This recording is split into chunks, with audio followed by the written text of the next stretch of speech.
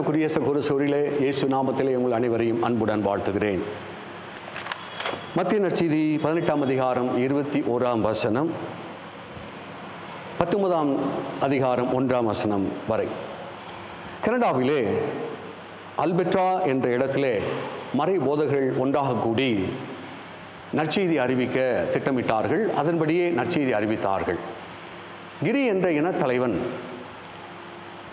அவன் பெயர் மாங்கப்பெடும், அவனை சந்தித்து நற்செய்தி அறிவித்தார்கள். ஆரம்பத்தில் எதிர்ப்பு தெரிவித்தான். மீண்டும் மீண்டும் மீண்டும் நற்செய்தியை போதித்தார்கள். அவன் மனம் திரும்பினான், மனம் மாறினான். அன்புக்குரியவர்களே, அவனுடைய மனமாற்றம் அவனுடைய இனம் முழுவதுமே கொண்டு வந்தது. இதை கேட்ட இன்னொரு இனம், அதாவது பிளாக் ஃபுட் என்ற இனம், அந்த இனத்து தலைவன் மிகவுமே கோபம் கொண்டு துரோகிகள் துரோகம் செய்து விட்டார்கள், அனைவரும் கொல்லப்பட வேண்டும் என்று முதலாவதாக யார் மனம் திரும்பினாரோ, மனம் திரும்புவதற்கு காரணமாக இருந்தாரோ, அங்கே மாங்கப்பெடுனுடைய தந்தையை லாகமாக வெளியே அழைத்து கொன்றான்.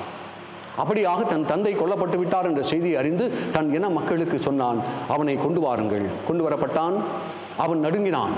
அன்பானவர்களே, உப்பு தின்னவன் யாரும் தண்ணி குடிக்க வேண்டியதுதானே? அவனவன் செயல்களுக்கு ஏற்ப கைமாறு கிடைக்கும் அல்லவா? தவறு செய்தால் தண்டனை உண்டுதானே? அவன் நடுங்கினான். எங்கே தொலைந்தோம் என்று நினைத்தான். ஆனால் இந்த மாங்கப்பெடும் அவனை பார்த்து, இதோ பார், நான் முன்பு போல இருந்திருந்தால் கண்ணுக்கு கண் பல்லுக்கு பல் என்று நான் வாங்கியிருப்பேன். ஆனால் நான் இயேசுவை நேசிக்கிறேன், நான் கடவுளை நேசிக்கிறேன், நான் கிறிஸ்தவன் என்பதால் உன்னை மன்னிக்கிறேன் என்று சொன்னான். வாட் அ பியூட்டிஃபுல் வேர்ட்ஸ் இல்லையா பிரியமானவர்களே?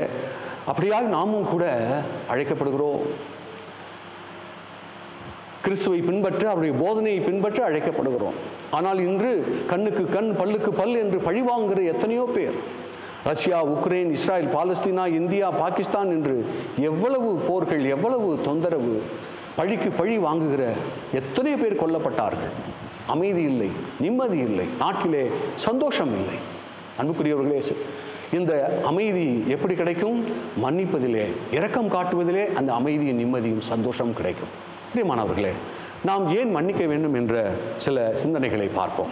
மத்தேயு நற்செய்தி 6ஆம் அதிகாரம் 14-15 வசனம், எபேசியர் திருமுகம் 4ஆம் அதிகாரம் 32ஆம் வசனம், இவைகளிலே நாம் கடவுளால் மன்னிக்கப்பட்டோம், எனவே நாம் மன்னிக்க வேண்டும். இரண்டாவதாக மத்தேயு நற்செய்தி 18ஆம் அதிகாரம் 21 வசனத்திலிருந்து 35 வசனம் வரை, கடவுளின் இரக்க குணம் மன்னிப்பு. அப்படியாக நாம் மன்னிக்கும் போது கடவுளின் குணத்திலேயே பங்கு பெறுகிறோம். புனித பவுலுடையார், வாழ்வது நான் அல்ல, என்னில் கிறிஸ்து வாழ்கிறார் என்று சொன்னாரே, அப்படியாக நாமும் கடவுளின் குணங்களிலே பங்கு பெறுவோம். மூன்றாவதாக மத்தேயு நற்செய்தி 18ஆம் அதிகாரம் 19ஆம் வசனப்படி, உங்களுள் இருவர் மண்ணுலகில் தாங்கள் வேண்டும் எதை குறித்து மனம் ஒத்திருந்தால் விண்ணுலகில் இருக்கும் என் தந்தை அதை அவர்களுக்கு அருள்வார் என்று சொல்கிறார்.